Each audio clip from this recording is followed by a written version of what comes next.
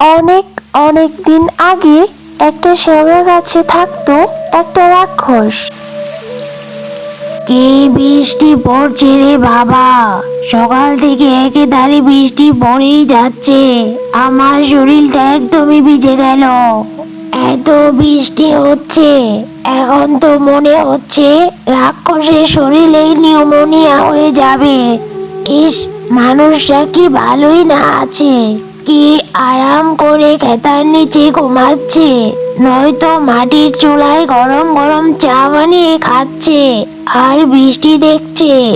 আর আমি এক হতভাগা রাক্ষস এইখানে গাছের ডালে বসে বসে বৃষ্টিতে ভিজছি।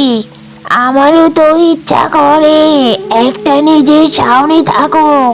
এই বৃষ্টির মধ্যে যদি কিছু মিষ্টি পেতাম তাহলে মনের আনন্দে খেতাম অনেকগুলো মিষ্টি।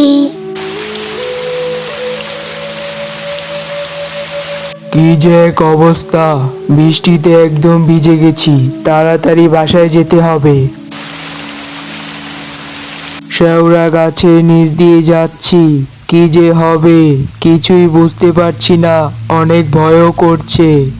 কে রে, কে রে বাঁচাও তুই? বাঁচাও, এ আমি কি দেখছি, বাঁচাও।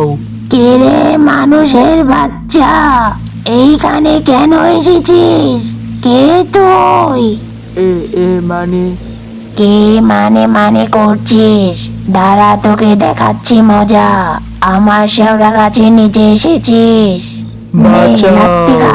বাঁচাও বাঁচাও, রাক্ষস দাঁড়া, আমাকে খেয়ে ফেললো, দাঁড়া, বাঁচাও আমি আজ বাঁচাও তোকে বাঁচাও। খেয়ে ফেলবো।